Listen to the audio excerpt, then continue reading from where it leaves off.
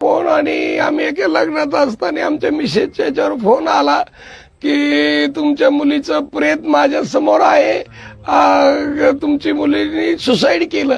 पोस्टमॉर्टमचे report आलता आणि मग आत्महत्या वर्ड आधी काय यूज करता, कारण की कुणी बाप, मी जसा एक बाप आहे पीडितेचा, तसं सगळे बाप आपले मुलीला याच्यासाठी शिकवतात का आत्महत्या करायला. ती सुशिक्षित लोक, तिला लाख रुपये पगार होता, तर तिला न्याय मिळावा. बाकी मुलीला असं होऊ नये माझ्यासारखं, आमच्या मुलीसारखं. नार्को जेवढ्या टेस्ट असतील तेवढ्या करा, पण मला न्याय द्या. माझी मुलीची आत्महत्या करायला की नव्हती, करणारच नव्हती.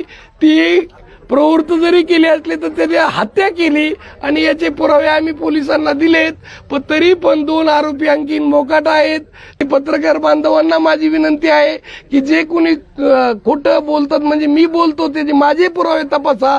जे कोणी वकील त्यांचे असू माझे असू, ते सुद्धा बोलतात, ते खरंच सत्य आहे का, तुम्ही त्यांना बोलू शकता. तुमची पॉवर आहे, तुम्ही शासनाला म्हणजे मांडू शकता, शासनाकडे बाजू त्यांना झुकू शकता. शासनाला एवढे पत्रकार स्ट्रॉंग. तुम्ही जेवढं कळकळीने सांगताल, रुग्णांचा असो, शेतकऱ्यांचा असो, या पीडितांचा असो, तेवढं शासन किंवा अधिकारी ते सांगत नाहीत. तर तुम्ही ते मुद्दा उपस्थित करा की चुकीची माहिती सांगू नका.